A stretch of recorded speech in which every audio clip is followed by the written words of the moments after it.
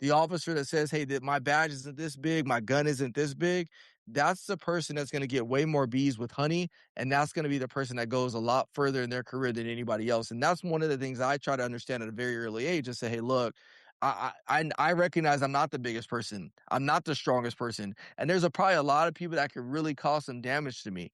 One of the best things I can do is learn how to communicate and meet people where they're at. And if you can do that as a police officer, you'll win almost 100% of your battles."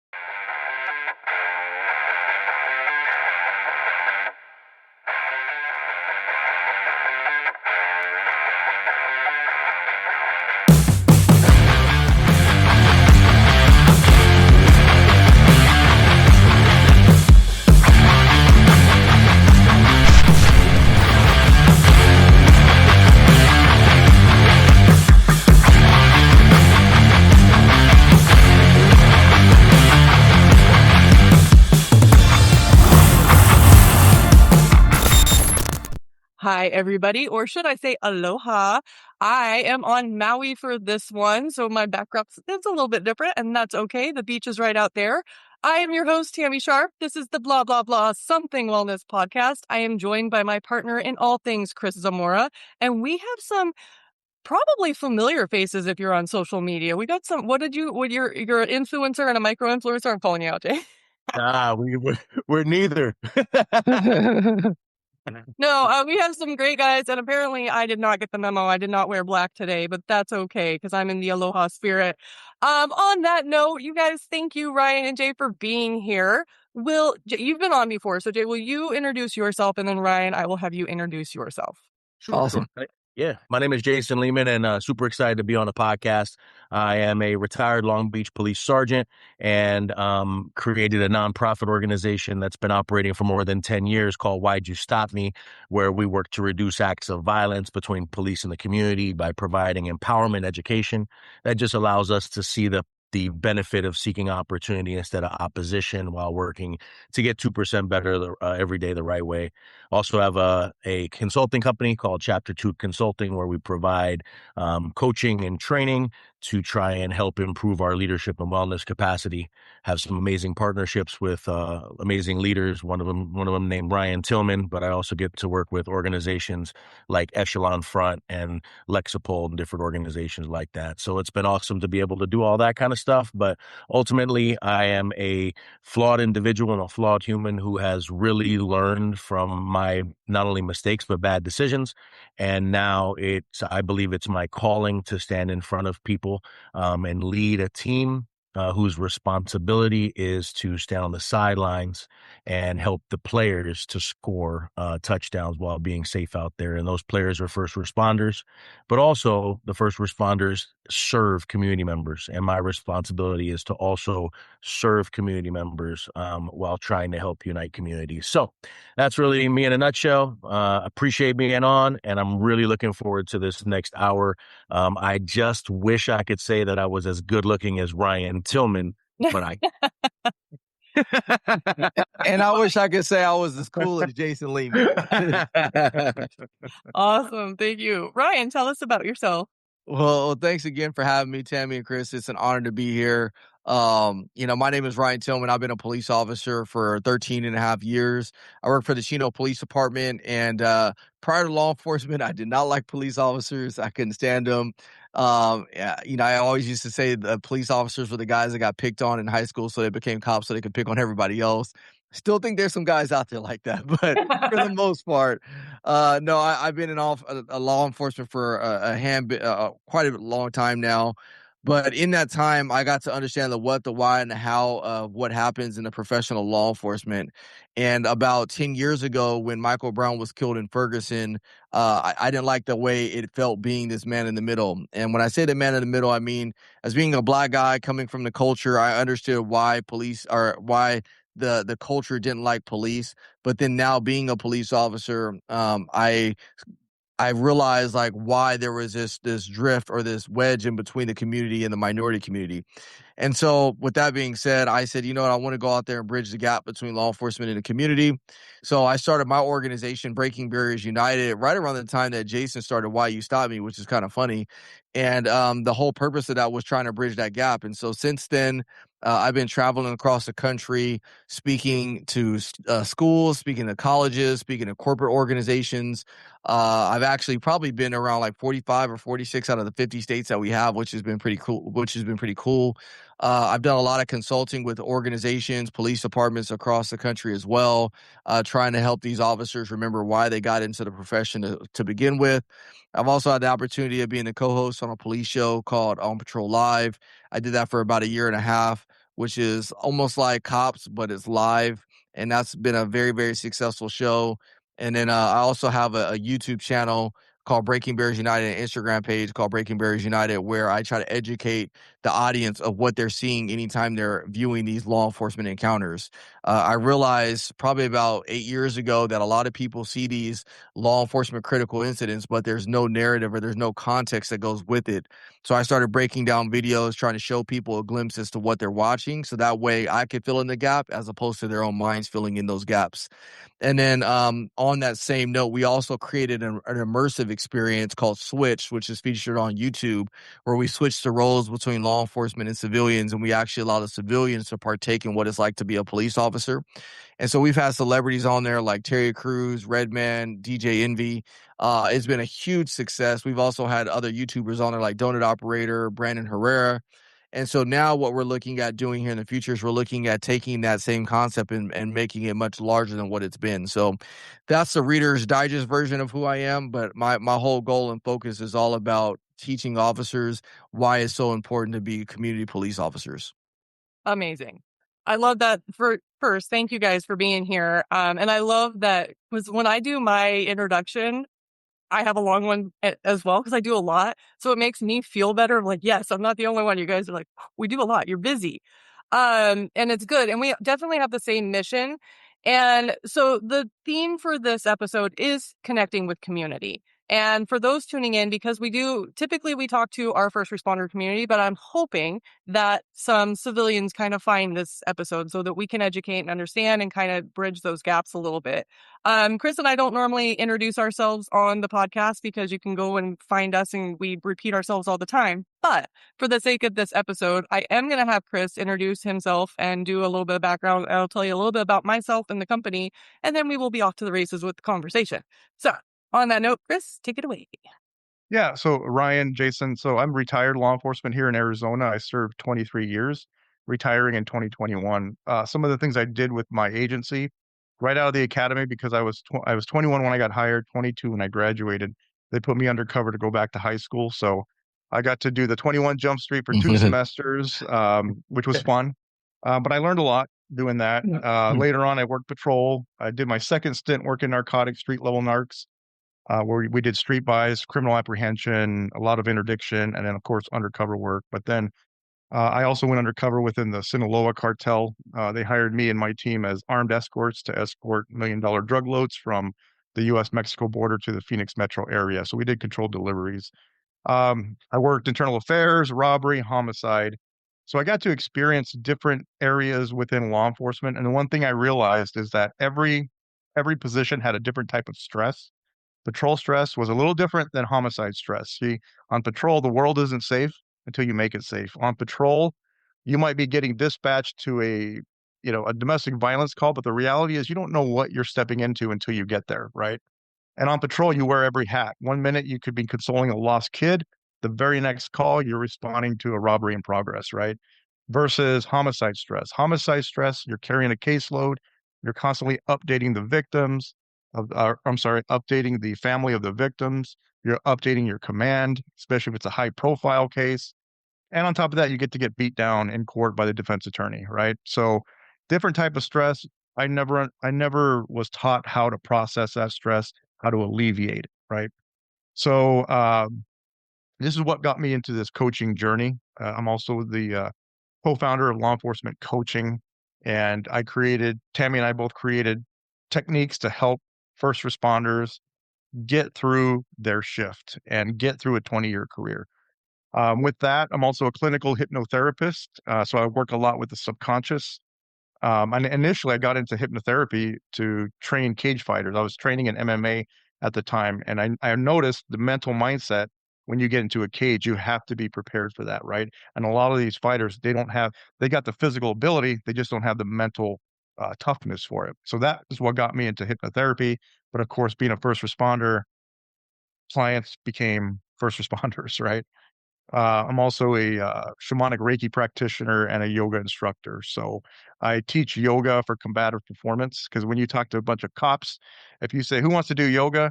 Nobody's going to want to do yoga. But if I say, what if it improves your combative performance? Because I focus on strength, stability, flexibility, and mobility. And these are all things you're going to need in a fight. All of a sudden, it shifts the thought process in the room, and before you know it, they all want to do yoga because they know it's going to improve their combatives. So that's a little bit about me in a nutshell. I'll turn it over to Tammy, and you can take it from here. Okay. So really quick, I am the only not cop here, but my dad was an outpost deputy sheriff. So I grew up in a patrol car. I literally learned to run radar when I was 4. It was the 80s and 90s, so simpler times and you could get away with stuff. But when I say I grew up in the patrol car, we lived 2 hours away from the sheriff's office. We were very remote. My dad was on 24/7. We had a sheriff sign in our front yard. People could find us all hours of the day and night. And I had a 45-minute car ride or bus ride to school. So I was always in the patrol car. I had my own CB and I had my all the things. So I bring the spouse and family component to our team. Law enforcement coaching, really quick for people to know, we have a team of about 20 law enforcement professionals that we've trained to be coaches. And when we say coaches, it's kind of a hybrid version of life coaching, but it's culturally competent, culturally experienced professionals that can hold space for our first responders because one, we know that there's stigma when it comes to talking about anything. And then finding somebody that can actually hold space and not be traumatized by what you guys deal with. So I'm not going to talk too much, but I want for the community and people tuning into this one, you know, one of the passion reasons that we do this, when people say F the police and they hate cops and they're doing all this stuff, I'm like, you're insulting me personally because I am a cop's daughter. And yes, my dad could be tough and he could absolutely be an asshole when needed, but he was a good person. He was a good human being. Chris, you guys are all good human beings. And most officers get into the profession because they want to actually help. They want to serve. They want to make a difference.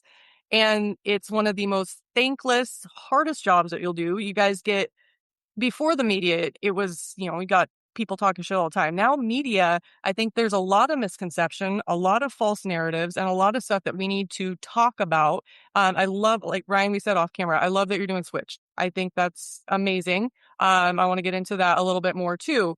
But I want to, we have this platform, so I want to kind of help educate the communities to understand why cops do what they do, but also to the cops to remember it's so easy to get in autopilot and desensitized and forget about the human. So my aim for this episode, wherever this conversation goes, no matter what job you have, title, rank, what opinion, ideology, whatever, the bottom line is we're all human and we need to remember that. So on that note, let's get into some connecting with community.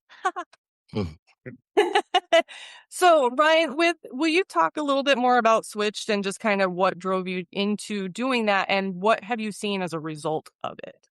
Yeah, great question. And kudos to you, both of you, for the work that you guys are doing and the heart that you guys have for our first responders. It motivates me and Jay. And I say me and Jay because we do a lot of work together. And so just knowing that, there's a lot of other people out there doing this, pushing the same car forward, it means a lot to me. As it relates to Switch, so that whole concept came from the idea of people getting to feel what true empathy looks like. I think empathy is a huge component for law enforcement officers to understand as it relates to the community, empathizing with where the community is coming from. But it's also important for the community to empathize where these police officers are coming from. And there's no better way to do that than to try to put them in an immersive experience to allow them to understand what these officers have to go through and the decisions they have to make. And so when I started my speaking journey about 10 years ago with Breaking Barriers United, I would do a presentation that was about 45 minutes to an hour in front of people.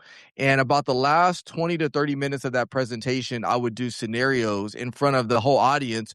And I would utilize blue guns. So I would utilize a blue taser, blue knife, whatever it may be. and I would create a scenario, and then I would invite somebody up on the stage to go through that scenario. I would be the suspect, the bad guy, and it would be fun. And everybody would laugh. They would joke around because I would literally just obliterate these people that were trying to play the roles of police officers. But I noticed something that happened when I did that. I noticed this light bulb go off, and not only the role player, but also the audience. And when they started saying the same thing that cops were saying, it was like, oh, wow, like I understand it differently now because I know, or I can relate to the person who's up there on the stage because we're the same. So that when I realized like that was very successful, I said, how can we push the limits on this? I've always been one of those guys that wants to push the limits or thread the needle. And so about 4 years ago, I said, let's actually do some of the training that we do in law enforcement, but let's open it up to community members. So we got some simunition weapons that, you know, if you've been in police work for a long time and you do training with simunition, you know it hurts when you get hit with it. And so I said, let's create an environment where the civilian could actually get a level of pain. Like I want them to experience pain for making the wrong decision, or maybe they make the right decision, but there was no way out of it. And so we got some simunition weapons. We got police equipment, all sorts of different things in order to create this immersive experience. And what we did was we took real scenarios that officers are dealing with every day. We took the body cams and we recreated those incidents. And when we did the first episode on YouTube, in over almost 24 hours, it almost hit 1 million views, which was crazy, especially YouTube, because YouTube is not easy to go viral on. And we thought it was just a fluke. And so we posted the next episode, same thing, like hundreds of thousands of views. And then we realized, like, man, this is that not only is it entertaining, but it's educational, which hence we created the term edutainment. It's educational entertainment where it meets. And so we did that because I wanted to do community policing in a different way. I wanted the people that are going to judge these officers when they see that next OIS come out. I wanted them to be able to make an informed conclusion or decision, not just an impulsive, emotional one. And I think that's what we see a lot of times when you watch these videos. Is if you've never been in law enforcement, you make it an impulsive, emotional conclusion rather than an informed, critical one. And so that's what my goal is trying to find ways to educate people on what they're watching and why they're watching it and how things occurred in the field. That's amazing. And Chris, do you want to talk a little bit about what you're doing with the college kids too? Because it's kind of similar with my thought was the slappy exercise that you do. Well, no, it's very similar because yeah, I'm an adjunct professor for criminal law. That kind of keeps the connection into maintaining my connection to law enforcement as far as continuously being updated on current terms, right? And when it comes to the college kids, sometimes they come in with a total different thought on what law enforcement is. And some of these kids, yes, they want to get into law enforcement, but some of them just taking it just because, right? Because they need a credit or what have you. And it's important to show them real world situations and, like you said, give them scenarios that they can run so they can see firsthand what it feels like because it's much different. It's very different when you're in the hot seat versus you're watching it from afar, right? And you have to make that decision. And I usually have a ball that I have and I bounce it. And the time it takes that ball to bounce back up, I say that's how long you have. An officer has to make a decision, a life and death decision, right? We go through the OODA loop process that fast and it blows their mind. They never thought of it like that, right? And then of course they always say, well, why can't you shoot him in the leg or shoot him in the arm, right? This isn't Hollywood. This is real life, right? So no, I think that's great what you guys do. Well, speaking of Hollywood, it's kind of funny. One of the fun episodes we did involved Terry Crews, the actor. And one of the things he said in his post interview was like obviously he's been an actor for many years. He's made a lot of movies, and he said during the episode of Switch, it was the most real, most immersive experience he's ever had, and it changed his outlook. And he's don't get me wrong, Terry Crews is not anti-cop by any means, but he said it really opened his eyes to a whole nother realm that he's never even experienced. And so that's the whole goal. Is I think traditional media has found I went to college for journalism media, and I remember when I was in college they had this phrase, if it bleeds it reads. And their whole reason for existence is to get the most emotional, traumatizing thing because they know it's going to get clicks and engagement, which is ultimately going to get more dollars in their pocket. Well, what better way to do that than to make, law enforcement the adversary in every situation? It doesn't mean that law enforcement hasn't messed up, because we've definitely messed up, but we don't mess up as much as the public thinks we do. I mean, I always tell people, like, what are the top 3 ways that you're most likely to die? Car accidents, cancer, and I think it's suicide is the other one, or actually medical malpractice is the third one.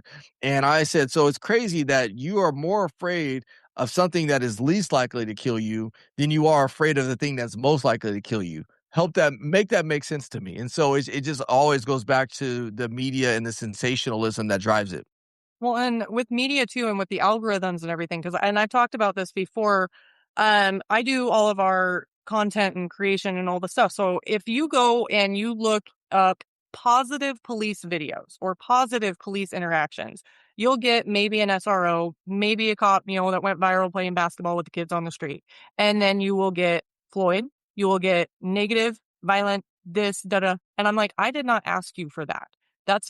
That is control and manipulation, because I asked you for positive and you're showing me. And with, Chris and I are clinical hypnotherapists, and how the subconscious mind works, you're embedding these beliefs. So it doesn't look like there's positive encounters if you go and actually try to even search for it. The other thing is that the positive encounters for law enforcement will get shadow banned. And I know that because it's happened to us. We've put stuff out, and I ran a beta test a couple years ago because our company is law enforcement coaching. And on my Facebook alone, my personal Facebook, I have friends that I know they engage on every single thing that I do. If they don't like it, I'm like, are you okay? Where are you? Are you good? Mhm. And I would put out stuff that we were doing for our business that was positive. Crickets. And I'm like, this is weird. So I had my friends, I ran 4 back-to-back posts where I'm like, hey, I'm going to do 2 positive policing. I'm going to do I did a picture of my dog and then like a post about my kid. The dog and my kid, everybody saw it. The law enforcement ones, they're refreshing, they're like actively in it with me. They're like, we have to go to your page and scroll to find it. We did not see those posts. So law enforcement, for you guys to know, like, you have even more stuff working against you when it comes to how the message is getting delivered. So it's all the more important for departments. And I really want to lean into this with the social media with you guys. So bear with me as I bring this around. There are departments that are more open-minded and are embracing social media and letting some of their people be on and do TikToks and whatnot. I want to unpack that because there are some really bad TikToks out there too. We gotta have some policies in place for if you are in uniform. But how do we, with the departments, what can we do to connect with the communities a little bit more? Now, back in my dad's day, it was community. And he was out. He would proactively show up to places, and he'd go into the local shop, say hi. Everybody knew him. He went to the school football games and he was there.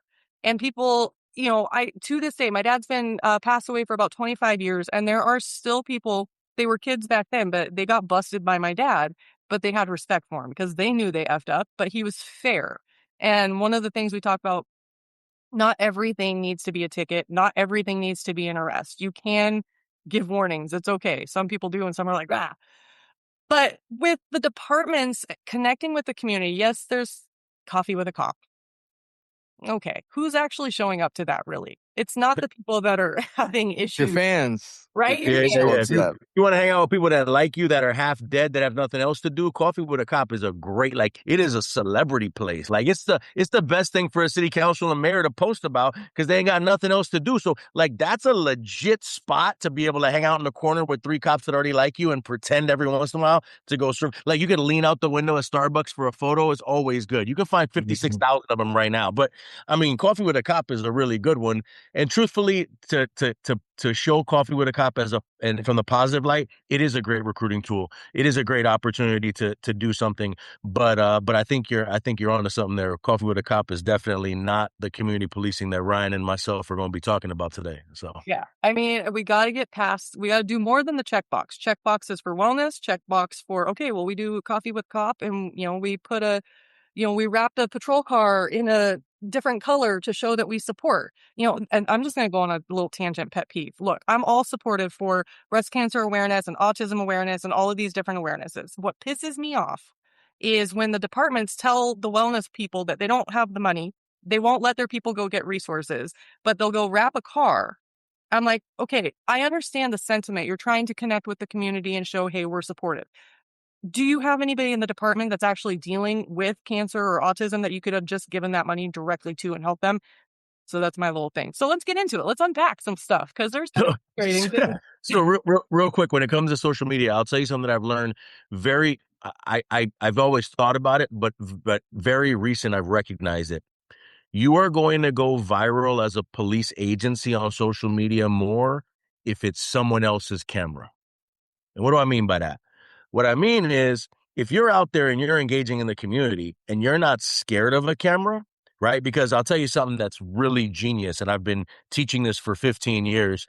And before this, I didn't know it, but a person holding a camera probably is the least threatening human being on the entire call.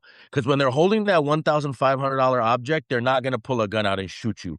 Probably because they're not going to record themselves shooting you. I don't know. I mean, these things are like really conceptually pretty genius to think about, right? Like, I feel smart when I explain these things, but it took me a few years to figure this out. If they're holding a camera, they're protecting you. They're protecting you if they're holding a camera. Everybody's like, oh my gosh, I don't know if you guys remember, but 10 years ago, when camera phones started 10 to 20 year mark, cops would accidentally knock people's cameras out of their hands because they thought the camera was that big of a deal. The cop that's worried about the camera should be worried about their career, because the camera can only show a bad cop doing something wrong. And if the cop is doing it right, a guy named Ryan Tillman is going to go on and break it down and show the multiple angles that might be missed. So we're going to be able to cover ourselves if it's on camera most of the time. The camera's a really good thing. So what I used to think was my threat is now my biggest partner, in the fact that, Ryan and myself, I went viral with millions of views simply by racing a young lady on scene of a call to my car key. I told her, hey, I put my car key down on the top of a mailbox and I said, hey, if you beat me to this car key, I'll let you drive my police car around the block. Now, had she beaten me and she drove my police car around the block, I would have had a bigger problem. So let's not live in the moment that this could have happened, right? Like, I wasn't going to let it go down. But what did I do? I took my hand and I put it here, and then I took her hand and I put it down here. So she's so much closer to the key than I am, right? So as I sit there and I say, okay, hey, when I move my hand down, you can move your hand down. And she's like, okay, cool. So just wait for me to move my hand. And I move my hand down, but I'm in the position of action, right? It's kind of the stuff that Chris was speaking about. It's definitely the stuff that Ryan is speaking about, action versus reaction, right? So now, by the way, this is not on my camera. This is on some random community member's camera. They're filming me do this, right? And next thing you know, boom. And a guy called Nick from the Nick's Right podcast, right? They decide to post it. Oh my gosh, this is the best example of action versus reaction we could ever find. And the young lady sat there and said, wow, I didn't know that. Like, I didn't realize that if I was the one making the decision, that I'm going to be ahead of the one that has to respond or react to the decision. That went on social media and went viral. I decided to get on my car, to get in my car one time and use the loudspeaker. And I sang like 4 words to a Jodeci song. I wasn't karaokeing. I wasn't doing anything crazy. I literally sang 4 words because I knew if I sing too much, then that fine line of that too long of a dance or that too much of a being in the spotlight thing, right? There is too much of that. And next thing I know, I got Nelly posting it, going viral, right? Oscar De La Hoya shares it. Next thing I know, I'm backstage with Jodeci. Like, all of these things happen, but it's not for the purpose of me trying to be cool on social media. Although that is fun. It's fun, right? It's fun to be cool on social media, but what it's for is for all those other people to be able to share it and repost it, right? Because next thing I know, you got people telling me, right, on this post, hey, that cop's cool. He's invited to the cookout, right? And in certain cultures, that just means I'm family. And so now I can become family just because somebody else is. I had nothing to do with any of those videos. I didn't tell somebody to pull a camera out. I didn't tell somebody to record. These things happen organically, right? And all of those organic actions happen because cops are willing to be seen. And that's what we want to be able to recognize is if we're willing to be seen, we have a great opportunity to make an impact. We don't have to have a desire to be seen. There's a difference there, right? And so that difference is something that myself and I think I can speak for Ryan on this. It's what the traditional kind of hard nose kind of aggressive cop, they sometimes take a dislike to that because they say, hey, and this is where, Tammy, when we're dealing with police agencies, this is where police agencies struggle. Because if they allow cops to go out there and do stuff on social media, right, which we have policies for, some cops go overboard. If we have that social media policy, then some cops will say, I'm not doing anything because I'm going to get in trouble for it. And so there's this fine line in social media as to what we can do. But there's one thing that you can never make a policy about on social media. And this is how I'm going to wrap it up. If it's on somebody else's social media, the agency can't do anything. So that's why when you're out there doing things that are for people, right? We got to be the cop that shows something shows that we have something to give and not something to take. Even if I'm taking you to jail, I'm trying to give you that next chance. I'm trying to keep you safe. We're trying to give you something. When we're the cop that shows we have something to give and not something to take, people will take liking to it, and they will help to show it and showcase it. And although most of us didn't sign up to be in the public spotlight, it's going to make cops a whole lot safer if they can if the community is seeing them doing great things. And just like you said, a lot of the times when we Google, there's a lot of negative and very few positive. We want to get that positive out there just by saying, hey, you know what? You can record me. And here's my line. When I was a cop, towards the end of my career, I would say, hey, you can record me all you want. Just know the camera adds about 10 to 15 pounds. Right? And that's important. So people can recognize, hey, we are welcome to record. If someone is recording you doing your job, they are your secondary safety net as long as you are doing it to the best of your ability. They're not gonna, they're just another angle.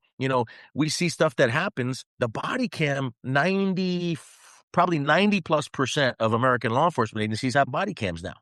That body cam is going to show it no matter what.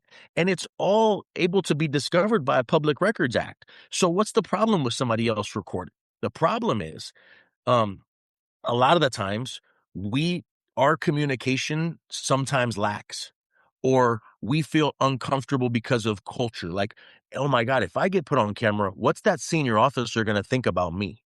Like if I actually engage with the camera, like if I look at him and say, hey, just so you know, there's a traffic accident down there and we're blocking off the roadway because we want to make sure we can maintain the evidence. If there's another question or two I can answer for you, that's great. I might not be able to answer everything. If I did that, what's wrong with that? Like what's wrong with that? What's wrong with me seeing a kid and taking a knee? What's wrong with somebody cussing me out on video and me walking up to him saying, hey, I'm sorry you feel that way. Is there anything I can help you out with? Right. And a simple question. A lot of times when people appear not to like the cops, such a diffusing question is, hey, my name's Jason. Is it that you don't like the cops or you don't like me? Right now people are gonna say, I guess I don't like the cops. So you know what I can say? And both Ryan and I have said it publicly. We don't like some of them either. Like we don't like some of them. And that helps to put us on the same and level playing field. So there's so many tips and tricks around social media, but I think we need to find ways to get off of focusing on what our agency can post, because that's where all the politics and issues and everything else, and what we could do to be the best cops we can be out there, which will do what? People will think we're doing it well, we're cool, and what will they do? They will put us on their social media. And I find so many times that that's a value that's untapped, is figuring out a way to get on somebody else's social media without having to be the one that's like, hey, open your camera up, not like that, just because we're doing it in the to the best of our abilities. We have a desire to serve, not just a duty. So that's some of my thinking. You make really good points. And I think at the academy level at this point, there should be, and I don't know if there is, but there should be a how to handle the camera training right out the gate. Because one, the fear of the camera is what gets good cops in trouble. It also gets them to hesitate. They don't want to respond to calls. It's like, why, you're sitting in a parking lot, call kicks out, and they're waiting. It's like, we get it all the time as our clients, they're scared. They're scared of the camera. They don't want something, and part of it is also department culture because you'll have somebody that follows everything, checkbox, everything right. And then the department just throws them under the bus. And it was like, what the F? But I love that the leaning into it and doing the humor. If somebody's recording you, I see so much body cam footage of the battle of the ego. And I will say it's probably a little bit more of the older generation because it's new. Like the young kids are growing up with devices in their hand and they're all on cameras all the time. But sticking the camera in the face, I hear the two main things. Well, I'm recording. I have the body cam. You don't need that. Or, they start getting, stop recording me, stop recording. I love that you're just like, oh, adds 10 to 15 pounds. If you use humor or people want to know why, just give them the why. Like you've got to break the pattern of thought and do something that they're not expecting and forge a relationship. You're right. Yes, there are some cops that are assholes. We all know them. We know. What Chris and I do with our business is we try to unpack the why. Because not everybody is just a natural born asshole. They've developed it. Jason, wasn't it you? Didn't we talk about on the last one? We're both recovering assholes. Yeah, I mean, I'm definitely an addicted a-hole for 100%. I'm in recovery, but We're I'm recovering too. definitely, like relapse is on the brink, but it's never gonna happen. But it's right there. My inner idiot could jump out, and that's what happens with social media is a cop will lose it, and now it's on camera. And now it's exacerbated. So the cops have to, and that's where wellness comes into play. We Yes. have to arrive on scene with the mindset, physical and emotional stability to where we can say, you know what, if they cuss at me on camera, I can look at them and say, is that you don't like me or you don't like the police? I can look at them and say the camera has 10 to 15 pounds. Because what that is that's disarming, right? There's 9 indicators of rage, 9 things that enrage us. And if we are not prepared for what is going to come our way, that is our trigger, right? Then we're going to get into a bad position. And that's where social media does become part of the problem, right? If I could jump into real quick, one of the things that we have to address is the police department culture in this because, you know, there's a lot of people that want to do something at their agency, but they're afraid to because of the backlash that might come with it. San Bernardino County Sheriff's Department just put out a really, really cool recruiting video that I watched probably about 45 minutes ago. And what they do is they basically talk about all the different jobs. They go around the department and they hold up a sign of what they did before they became a police officer. And so it's kind of cool to see what everybody did. Yeah, some people that say that they worked at Disneyland. Yeah, other people that said that they, were a marriage counselor. And then sometime at some point from their last job to their current job, there was a shift in personality. For example, the person that went from working at Disneyland, who's now a police officer, there's a shift that occurs. And what that shift is the law enforcement culture. You now have to start being somebody that you're not instinctually. And because of fear of what other people are going to say. And so I remember as a newer cop, just wanting to do some of these things. Like I remember the first time I ever, I guess you could say, had a viral video in uniform. I was at a recruiting event in Anaheim Fit Expo, and they had this guy named Billy Blanks Jr. there. And for those that are more seasoned, remember Billy Blanks Sr. That did the whole Tybo stuff, and he did this whole aerobics program with the officers, and they had the song "The Cuba Shuffle" came on. So I remember I was dancing in my uniform just because I love to dance. I've always loved to dance. I didn't go out there specifically with the intent of, oh, I want to go viral. I didn't even think about it actually. So I was doing the Cuba Shuffle. Somebody recorded, they posted online, and everybody was loving it. Who do you think hated on it the most? Other cops. And you're Oh. like, oh my goodness, who's this guy? Is this what we're doing now? Blah, blah, blah, blah, blah. And I'm like, dang, you guys, you would have thought I passed gas in church or something. Like, well, why are you guys acting like that? And so the point is that this culture tried to make me somebody that I wasn't. I was just being me. I like to have fun. I met my wife in the club, which is a story for a different day. Like, I like to have fun. And so the culture, unfortunately, was trying to make me somebody I wasn't. And the byproduct of that is there's a lot of officers that are not strong enough to maintain the person who they were before they got into this job. So they start becoming hard and they start becoming more cynical. They start to become the guy that's like F you and F that and all this other stuff. When in all reality, if you were strong enough to maintain the person you were, then you would probably be a great community police officer. And there were two things that I told myself before I got into this profession is number one, I was not going to allow this job to change my personality. And number two, as I vowed to be different than the officers that I grew up with. And the first one was the most important because I did not want this personality, this job to change. It's just my personality. I've always been outgoing. I've always liked to have fun. And I found that that was my superpower with the community.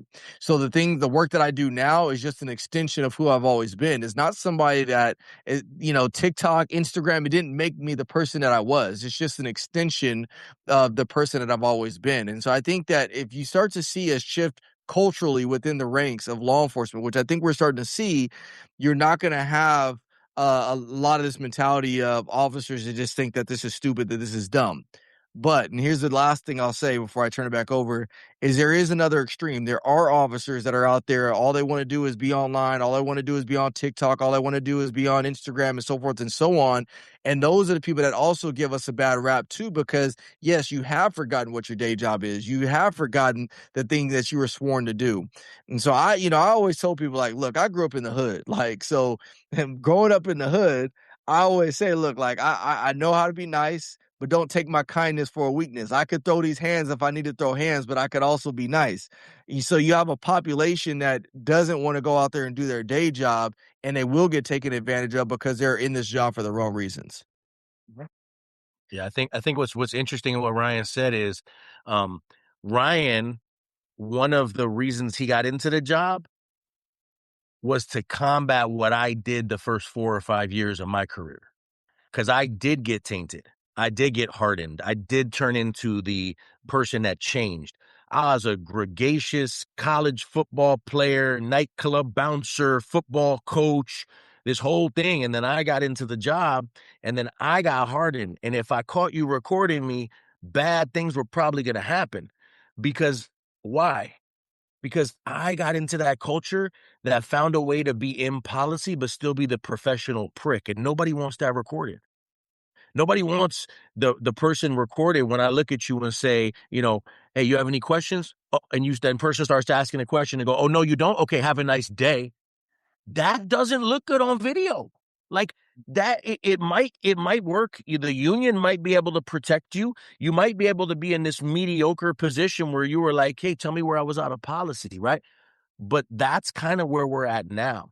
It's not the cop that's trying to get away with beating somebody up for no reason, which is when me and Ryan first got on, there were cops like that. Like that was, that happened because there wasn't the body cam thing and this and that. But now it's like, hey, I want to morally injure myself and I don't want you videotaping it.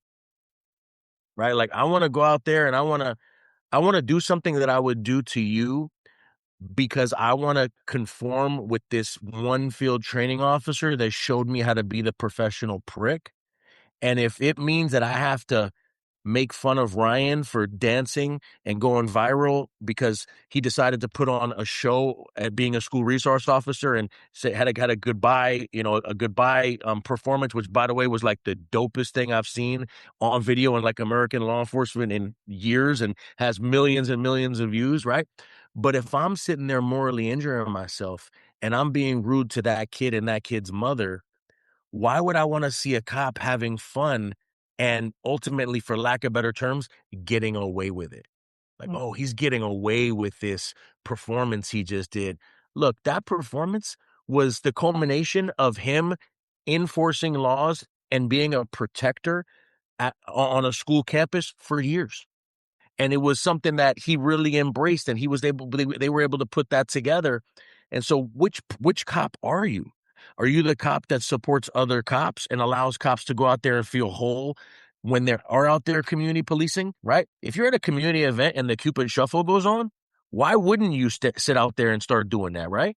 because you don't know how to dance. Right. Right. Like, I mean, come on. Like that.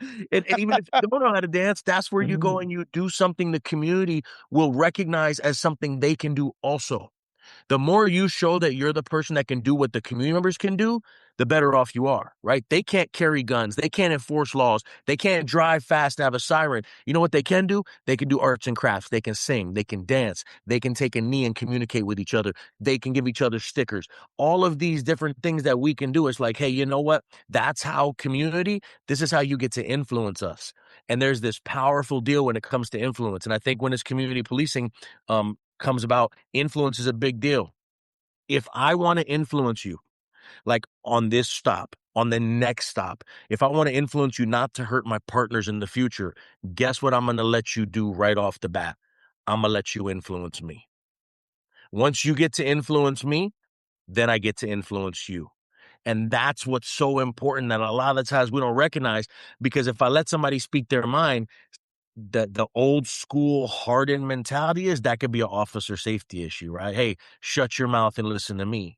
Well, if I just listen for 2 sentences, I'm probably not going to get dead. There's very few people screaming and shooting at the same time. I mean, Ryan's broke down a lot of videos, and the ones that are talking, they're usually not fighting. It's usually the quiet ones. So, these are you, Tammy, you want people to take away some tips. If they're running their mouth, you're probably safe for a second.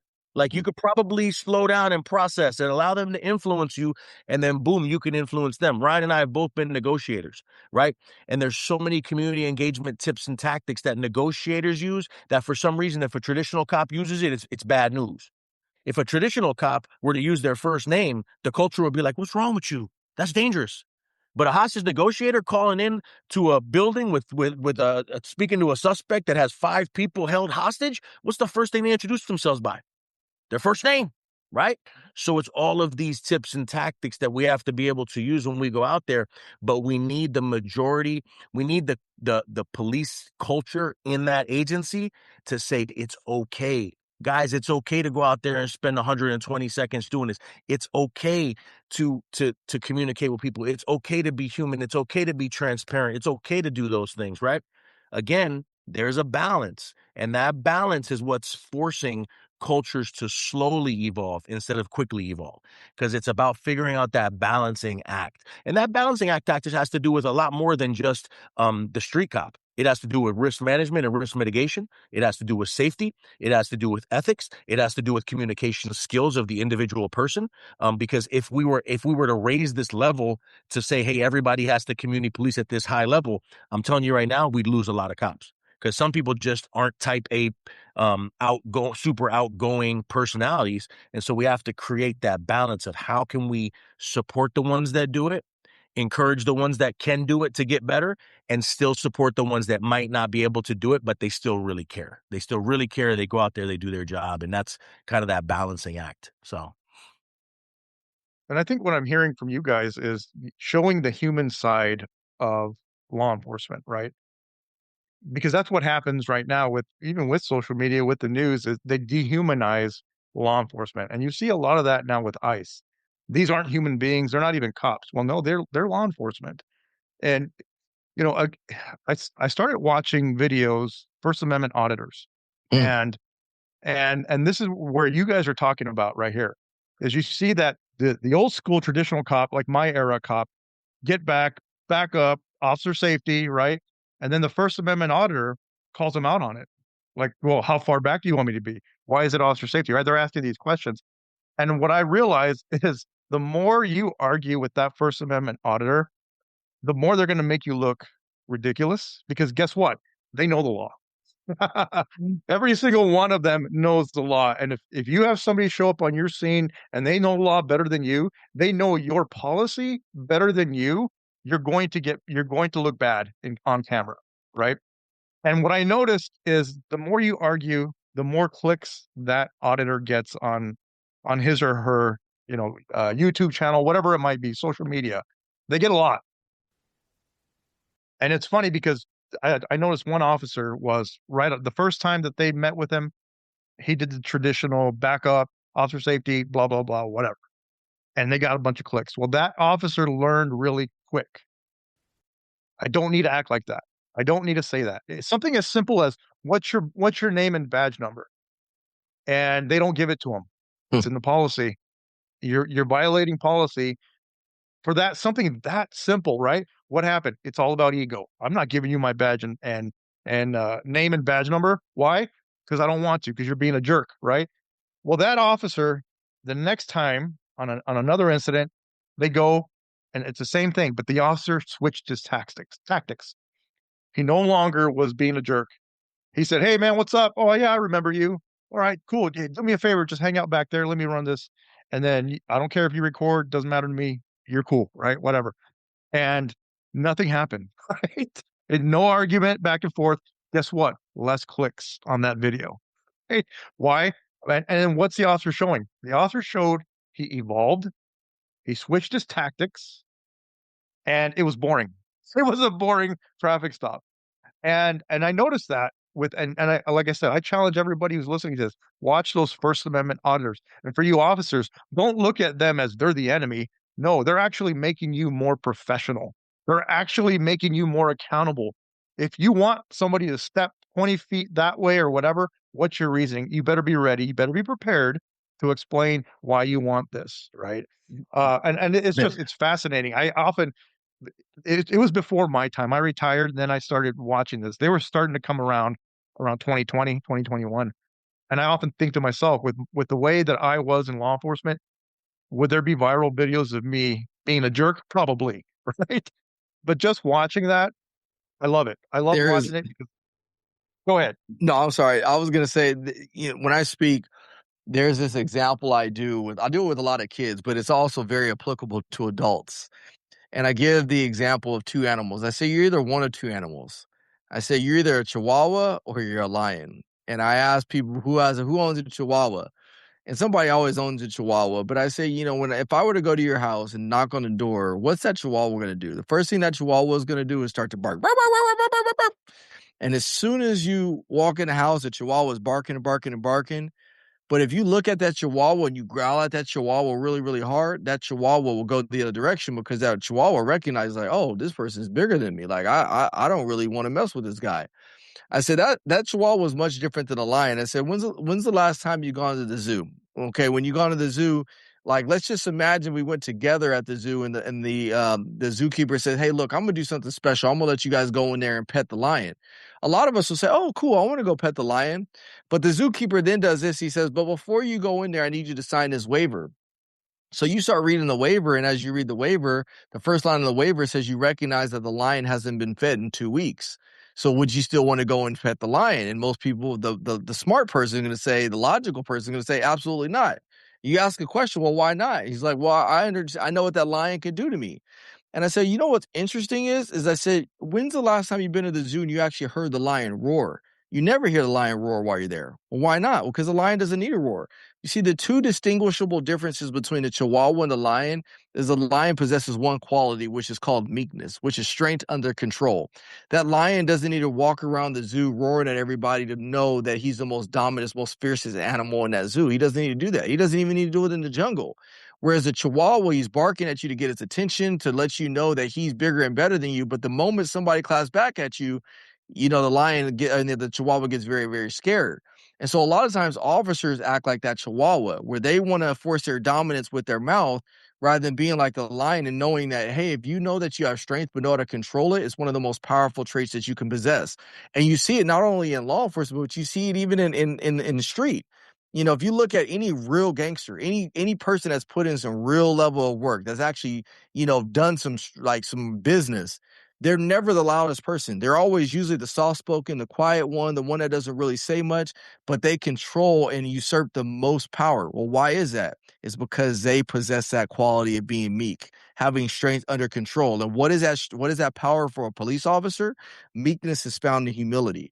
The officer that's humble, the officer that says, hey, that my badge isn't this big, my gun isn't this big, that's the person that's going to get way more bees with honey. And that's going to be the person that goes a lot further in their career than anybody else. And that's one of the things I try to understand at a very early age and say, hey, look, I recognize I'm not the biggest person. I'm not the strongest person. And there's probably a lot of people that could really cause some damage to me.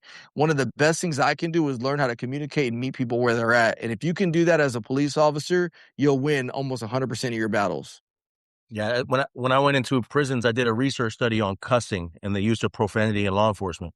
And what Ryan says, it really ties into this because there's an idea in law enforcement called tactical cussing.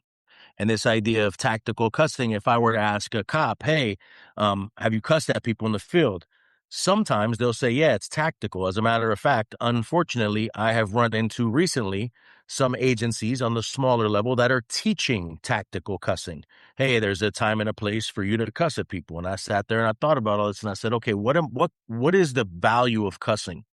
So a tactical cussing comes up with, hey, I'm going to cuss at them and they're going to listen now because that's how they listen when they were kids, because that's how they were raised. And when they were raised, their parents or loved ones or whoever it was, they cussed at them and that's when they shut things down and they listened. And so I went into prisons and said, hey, when people cussed at you, I spoke to lifers and prisoners. I said, when people cussed at you, what did it make you think? So I went over a scenario with them. I did the scenario with some of these incarcerated people, and they came back and they said, the people that cussed at me, I never listened to. And I said, well, why? Why? And their response was, why would I listen to somebody that's not for me? When Mm. somebody starts cussing at me, I shut down. I know they're not for me. So why would I listen? And the hardcore ones, the meek ones, the lions, the ones that unfortunately oftentimes are the ones that might hurt police, um, they they don't respond well to people that aren't for them, but they respond very well to people that are for them because the people that are for them are few and far between their life and they can pick those people out very, very quickly. And so when you sit there and you say, hey, the force paradigm includes me changing my level and my voice inflection, that's very true. At times, the lion's going to have to roar. The cop might have to raise their voice. But when the lion adds the Chihuahua piece to it, it loses the lion value. And the Chihuahua piece is the person that has to cuss because they don't believe that the confidence in their meekness is going to succeed. And therefore they add a cuss word in there, right? Drop the effing gun, MF, or drop the effing gun now. You know, you'll see some of those clips on Ryan's breakdowns. And guess what happens afterwards? They still shoot because those aren't the words that are going to motivate the person to put the gun down. Those are the words sometimes, unfortunately, that might motivate the person to see that young person in their life that they didn't value, that they're not going to listen to, that's now a bigger threat because of the cuss word. And so I ask a cop, hey, when I'm training, hey, what do you guys think about cussing? And some people say there's a time and a place. And I would disagree. There's a time and a place where we would accidentally cuss, right? We cuss in our own lives. We cuss accidentally like, oh, shit, right? That could happen. But cussing at somebody typically only occurs when we don't care for that person at that moment. And nobody's going to argue with me on that one. It's hard to argue. And so when I care for you, even if I do have to use that force, it shouldn't be me cussing at you. It should be me in that meek lion role saying, okay, now your actions force me to roar. Now your actions force me to roar by raising my voice or X or Y or Z, but I don't have to cuss because if the cussing worked, dear American law enforcement officer, if if tactical cussing is really valuable and the cussing worked when these kids were being raised by these loved ones, why are they in front of you right now? Like, how do you believe that this person who's in front of you posing this threat, how do you believe that them being cussed at put them in a positive position? And the cops that I speak to in these rooms, they go, wow, that's kind of mind blowing. Like, I didn't think about that. And so it's important for us to recognize all of the things that we're speaking about. They all take place with a police officer who feels emotionally confident to be who they are before they joined the Yeah, job. Be that's who good, they Jay. are on the weekends with their family, with their friends. We're not cussing it. Effective parents don't cuss at their kids. I mean, some people would argue that, but cussing at your kids, that's not a really Yeah. effective. right? And so we lose our cool, and that's what happens. So it's That's good, important Jay. for us to think about those things, and that's all part of community policing and community engagement. And I had to change that in myself because I'm an addict. I had to change that, right? I had to stay away from that, and there was, it was important to think about those things. Well, I think having that Chihuahua mindset it's fear, right? Chihuahua's so small, they got to get loud. It's called posturing because they're fearful of it, right? And, working undercover, I don't know if either one of you have ever worked undercover, but you'll get some undercovers that are afraid. So what do? They posture up. They start yelling. They start cussing. And those undercovers, I would never go anywhere with them because they're dangerous. Because let's be honest, true bad guys, true predators know fear. They recognize fear immediately, right? And when Mhm. somebody's loud and yelling, they know that. They know this person is afraid and it's weakness. And I learned that early. Just before I became a cop, I used to be in trouble. I used to run with gangs, and I noticed that immediately. And one of the things I learned from all people, this guy was Mexican mafia, just got released, and I was a teenager. My boys were hanging out. He comes rolling up. He was a passenger in a car, but the way he moved, never raised his voice, never mad dogged anybody, never used any profane language. He walked over to us, talked to us, and I studied his movement, and it was very calm, very controlled, but you knew he's dangerous. He's very dangerous, but he didn't have to show it. You just knew it. And I often use his persona when I went undercover. I used that persona. I never yelled at people. I never lost my shit on anybody because of the way this guy moved, right? Because that right there, that's a predator. Like that right there, that's a cop killer if he wants to be, right? But he also understands respect, right? You respect him, he'll show you respect. Don't ever turn your back, but he'll respect. You'll have that mutual respect. So it falls along the same thing. Don't ever show weakness by cussing, getting loud. Sometimes you're going to have to give commands. I get it. You're going to have to get loud on high risk stops, but control yourself because trust me, bad guys, they detect fear. We're a cop. We have built-in bullshit meters. We know when somebody's bullshitting us, right? Bad guys, they have fear meters too. They know when a cop is scared. Trust me. So anyway, They turn it sense back that to blood in the water for sure. Oh yeah, absolutely. Well, you guys made so many good points. And the topic that we did last month, right before this one airs, is what makes a great leader. And we had chiefs and leaders from all over. And through every episode, there was the similar thing is ego is the leadership killer. And so we all know there's so much ego in law enforcement. And just in, okay, I won't knock the men, but I will say ego comes from insecurity, and there are a lot of insecure men that, like Chris said, they posture, they have to be like whatever. For those that are listening, if you are somebody that you are internally insecure and you wouldn't vocalize that, you don't want people to know that you're insecure. How do you go from being the Chihuahua to become the lion? If you don't know books, like reach out. We can help. We'll do a freaking training on it because yes, confidence is key. Also, for those out there, if you want to attract quality ladies, confidence is what confidence. Now the cops are listening. Now their I ears know. perked up. Huh? We should have Now, started with that, right? now they're writing notes down. Keep talking, Tammy. Keep talking. Yeah, this works at the bar. Yeah. Oh, well, and okay. My last thing. So I want to honor everybody's time, and I know we need to wrap this up, but I will say this too, confidence as well. So when I lived on Maui, I owned a bar and I was my own bouncer. And I can't fight. I couldn't protect myself. I was a little chihuahua. I would jump over the bar if there was a fight and get in between it. The best piece of advice I was ever given was do not argue with a drunk. If you can't outsmart a drunk, and this also goes for if you can't outsmart an idiot, you shouldn't be in the profession. You definitely shouldn't be in law enforcement. You got to change the pattern of thought and break that up. So when we had fights break out, guy fights, if there were fights or there was a man that was being an asshole, I had no problem because one, I knew if he hit me, he was going to get my people in the bar would kill him. So I wasn't afraid of that. Girl fights, I was like, nope, fucking call the cops. I'm not dealing with them. Girls are crazy. But outsmart, like I wish What you guys were talking about, the traffic stops and now smarting and with negotiation. I know Chris, when he did negotiation, the first thing that he would do is offer to buy him a pizza or give him food. I wish that you guys could do this on traffic stops, especially, or if you're dealing with somebody, if they're not completely, inebriated and out of it, if they're just running their mouth, be like, "Dude, have you had lunch today?" And just like shove a cheeseburger in their mouth and then be like, "Now let's continue this conversation." So it would de-escalate so much shit. You wouldn't have to tase anybody. Just give them a cheeseburger. Okay. Well, I want to honor your guys' time. We could talk for hours, but I know, Ryan, you gotta run off to another thing. I want to honor your guys' time.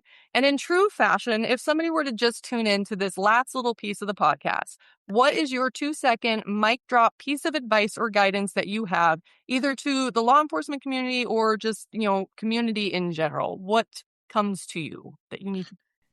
Yeah, I guess I'll go. I'll say, lead with your heart, and don't forget that you were human before you put on that badge.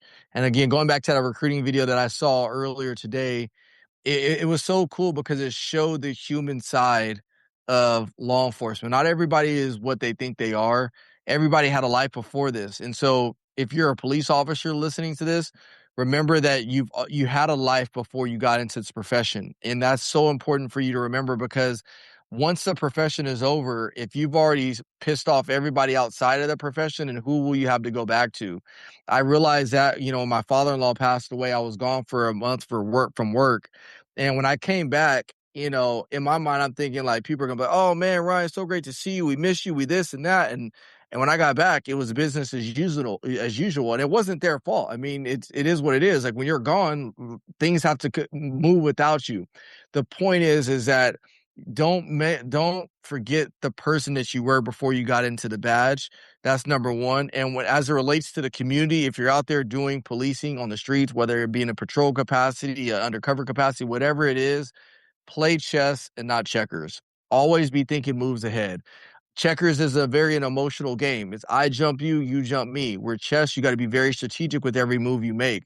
And so when I'm always talking to students or talking to other adults, I'm saying you have to be playing your life like the game of chess. Be thinking strategically moves ahead, because the other person you're playing against is probably playing an emotional game of checkers, and you'll always come out on top. Oh, so profound. And for me, I just want to say thank you, and not thank you from me, but thank you from the communities that these viewers are that are going to watch this podcast. They don't hear, because the majority of the cops and first responders, whether they're professional staff, sworn, whatever it is, you're doing this already, and you're doing it well. And what we have to do with the 90+% of cops that are doing this at such a high level is we now have to encourage the others to do it too. We can't look the other way. We can't turn our heads. And a leader, by definition, my definition, is someone who is emotionally well, who is committed to utilizing vulnerability and humility to take other people places they wouldn't go without them. And that's what we have to do when we're on scene with somebody that is that Chihuahua. Whether they're the cop next to us or the community member in front of us, we got to find a way to let them influence us while maintaining safety. And then we go ahead and influence them because our heart has a desire to serve, not just a duty because we took an oath and it's a Tuesday and in 5 hours we're going to get off our shift. This has to be something that allows us to be the person that we are off duty and then the person that we are on duty without making too many changes. Great word. Because community policing is us going out there and being who we were before the badge and before the patches, but just paid to do it now with a skill set that keeps us safe and allows us to protect in the best way possible. So I just want to say thank you to the ones that are doing it right. My Yes. call to action is, what can you do to improve those around you? What is it that we Yes. do to make this profession better and continue to go out there and make a difference? Great word, Jay. And thank you, Tammy and Chris, for having us on. And I really appreciate anybody that's willing to listen to me talk. I'm the nobody. I really appreciate. But you have a sick chain. You have a sick chain on, bro. The bling bling is legit, bro. Got her. Hey, I got her from your closet this morning. Got her from your closet this morning, dog. Hey guys, check me and Ryan out on social media, please. Ryan is at Breaking Barriers United. I am Jason Lehman 64 on social media, and we want to make sure that we share this message. So if you guys aren't following Tammy and Chris, please follow them, follow this podcast, and understand that podcasts don't go boom by you listening to them. They go boom by following that podcast, by making sure that you help this to grow, because while it's quite the honor for us to be on this podcast, me and Ryan are going to go away, but Tammy and Chris are going to be the ones that continue to move this podcast forward, continue to help people to grow their wellness, to coach them, to lead them, to love them, and to continue to grow. So we're going to keep pushing on this, and I follow and share. share all the things. Absolutely. Follow and share. Awesome. Thanks, guys. Amazing. Thank you guys so much for being here. To the audience tuning in, all of that information will also be in the description. And my last little thing, I know Chris, you need to do one, Brian's got to go, but my last thing for the community, if you hate cops, here's my invitation to you. Spend a week watching body cam footage, and not just 30 seconds, like the full body cam of all sorts of things. Tune into what Ryan's doing, listen to him unpack stuff, and then come back and let's have a conversation of if you really hate cops or if you realize who the real assholes are in life sometimes. So that's my last little 2 cents. I love it. Thank you guys, and until next week.